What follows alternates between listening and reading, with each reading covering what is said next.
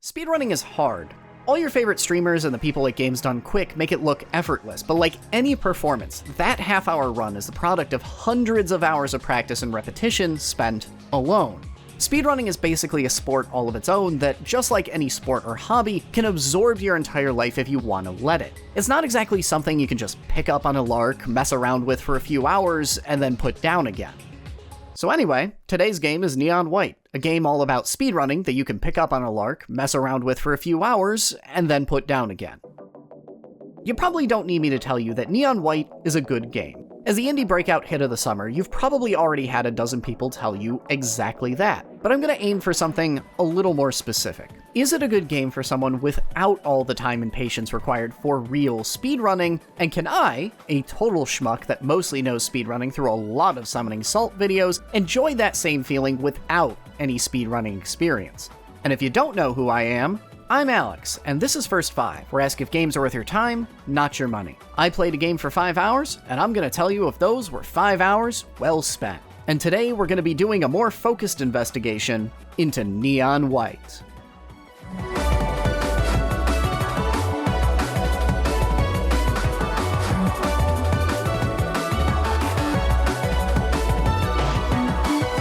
So the immediate answer to my earlier questions is yes. Absolutely, resoundingly, yes. Neon White does a fantastic job making the hobby of speedrunning easily accessible for the casually curious without dumbing it down so far that it feels entirely divorced from its inspiration. It's not a one-for-one translation, but it is a wonderful emulation of how I imagine the experience to be. It's chock full of big aha moments and quirks that make you feel quite clever for discovering, and within an hour, I was already doing the most ridiculous and stylish shit well beyond anything I thought I was capable of.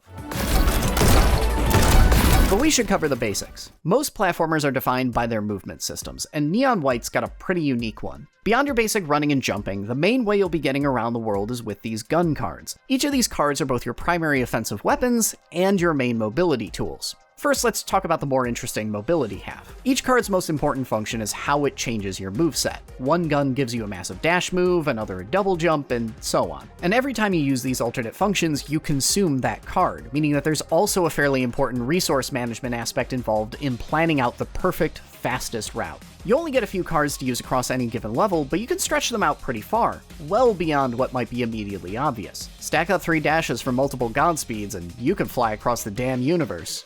But it's not going to be quite as easy as just stacking god speeds and sailing across the map to an easy win. See, your goal is to make it to the end of any given level as fast as possible, but along the way you still have to pop a couple dozen demons. So it's not just about finding the shortest, straightest line to the exit. You have to find a path that, however creatively, still gives you an angle to kill any given enemy. And obviously, the better the weapons available to you, the more creative you can get.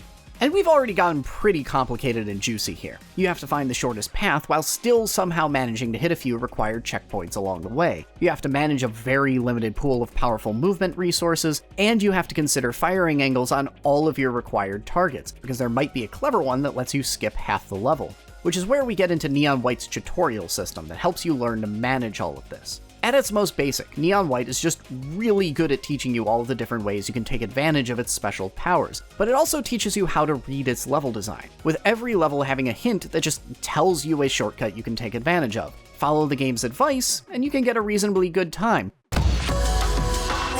Let's see anyone beat that.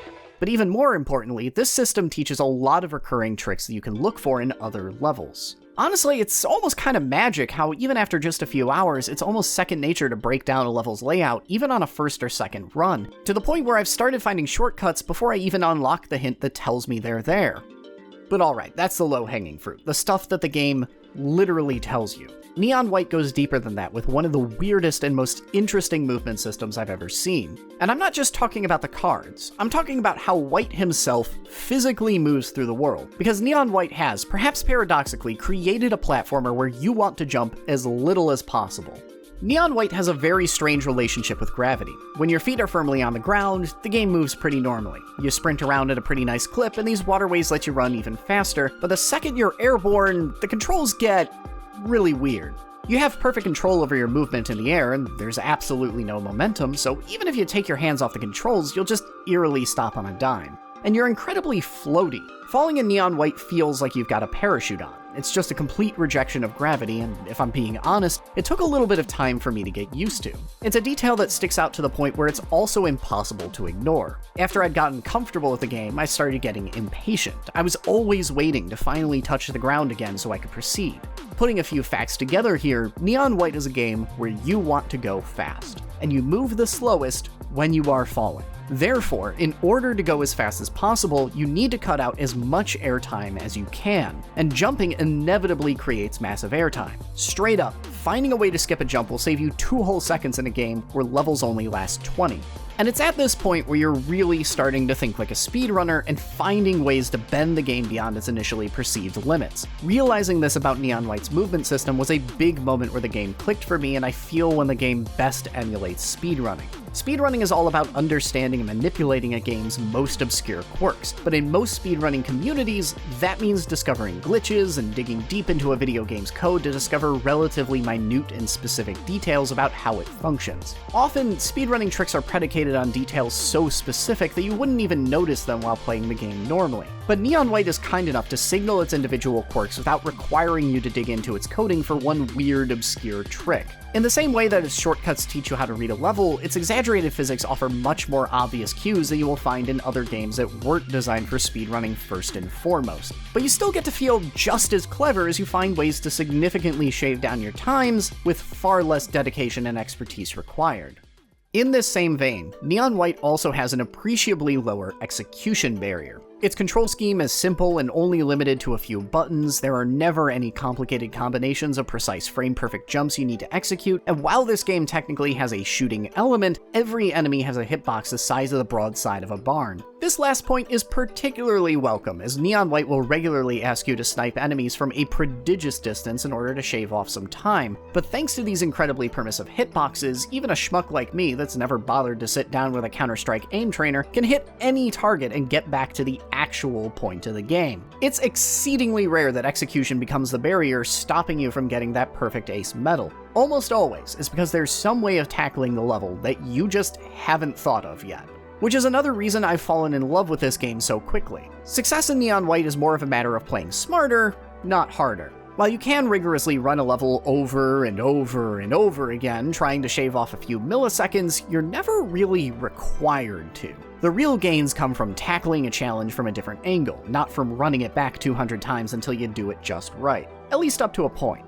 Neon White lets you engage with it at a lot of different levels of investment, and every facet of the game's mechanics that I've described so far is almost like another layer you can choose to engage with or not, depending on how into the game you are. If all you do is follow the shortcuts the game tells you about, you can still get most of the ace medals, roll the credits, and have a good time. But if you want to get the coveted red ace, purely for bragging rights, you're going to have to get a little more inventive and start figuring out your own shortcuts and manipulating the game's mechanics. And if you're competing for that coveted #1 spot on the leaderboard, that's when you start putting the reps in. As I've played the game, I've even fluidly gone back and forth between these different levels of engagement. Sometimes I'll get an ace 5 minutes into playing a level, feel satisfied with that, and move on. Other times I'll see a friend has a better time than I do, decide that an ace isn't good enough, and linger for 20 minutes to learn a level's ins and outs. Neon White is very much a game willing to meet you on the level that you want to engage with it on, which makes it immensely accessible. Which is a good thing to consider, because there's a whole other half to this game that I haven't even touched on yet. Neon White, in fact, has a fairly sizable narrative component, a combination of brief visual novel-style cutscenes and a hub world you can run around and talk to people in. Surprisingly, between talking to people, getting the narrative details on the next set of levels, and doing optional side missions that are more platforming and puzzle-oriented, this was like half of the runtime.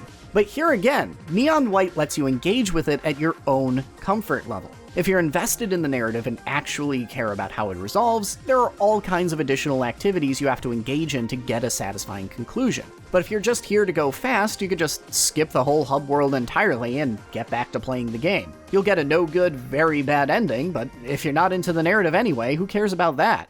Neon White's narrative elements are something you can take or leave entirely at your leisure, which isn't necessarily a design choice that can work for every game out there, but is very consistent with the rest of the game's approach to player engagement. And you may very well want to take it up on that, because Neon White's narrative is not a particularly universal story, and in fact feels made for a highly specific audience I just happen to be a part of. It's all about the titular Neons, people that have died and gone to hell, but occasionally get to go on a work vacation to heaven where they all compete to kill invading demons. All the characters turn out to be more or less ex-assassins, the main character has an awful bout of amnesia, and the story mostly alternates between slice-of-life hijinks in heaven, a place which it turns out absolutely sucks to live in, and rediscovering how he's connected to all the other main characters he's bumming around with. But Neon White makes some bold and colorful decisions with their characters that can make it a little polarizing. Namely, all these seemingly world-class assassins all act like teenage cringe lords. Except, I'm too fast. I catch his sword in my hands, kick his legs out from under him, he falls, I unsheath my katana, and... Are you doing a D&D thing right now? Are you doing a freaking D&D thing to me? Honestly, I can see why someone wouldn't enjoy this, but I find this shit hilarious. Now, I am not usually a fan of cringe humor, but I have to admit that to a degree, my reaction to Neon White's characters is a cultural one. The humor reaches me because it comes from a place of recognition. Because as a former teenage cringelord myself, I remember what it was like to be into anime as a kid and be around other very socially ill-adjusted people that shared that interest. I, in fact, went through high school and remember what that experience was like. And Neon White's characters are all just awkward high school Hot Topic kids if they actually grew up and became the edgy album covers on their band t-shirts. There is something in Neon White's characters, between their awkward posturing, completely cringe behavior, and the absolute self-assurance in spite of it all that they are in fact the raddest, baddest people to ever exist, that so quintessentially captures what it was like to grow up as a nerd during my generation, with pinpoint accurate cultural touchstones to match. I know exactly who the hell White is, because I had to go through high school with him, even was him at times. And of course that guy thinks Smashing Pumpkins and The Matrix are the greatest things mankind has ever produced, because he did back then too. But I can also recognize that so many of Neon White's references are so specifically dated that I'm not sure if it would have the same effect on someone even 3 or 4 years older or younger than me. So if you're looking to engage with this narrative, your mileage will definitely vary, but at the very least, I'm getting something out of it. But alright, it's time to wrap up, so let's ask the big question. What do you get out of 5 hours with Neon White?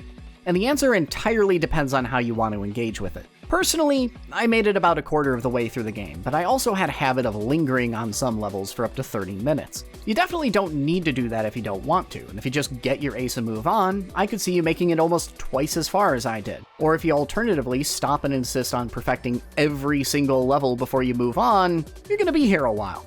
And then there's the fact that the entire narrative half of the game is almost entirely skippable, and yeah, your experience with Neon White and how much you'll get to see is fairly a la carte. But that's probably a point in the game's favor, because you'll only ever have to engage with the elements you enjoy, and so no matter how you tackle the game, each approach feels valid and rewarding, and you're getting all killer and no filler. And really, what more can you ask for? So yes, Neon White isn't just a good game. It's a great way to get a taste of what it's like to be a speedrunner without actually having to take the dive yourself. An experience you can either pick up and casually play around with for just a few hours, or devote your entire month to in the name of topping the leaderboard. But however you decide to engage with it, Neon White will welcome you with open arms. So that's Neon White in a nutshell. I think you should give it a look, and if you've got some spare cash after that and like this video, consider hitting up my Patreon, because I too need to eat and would very much appreciate the tip.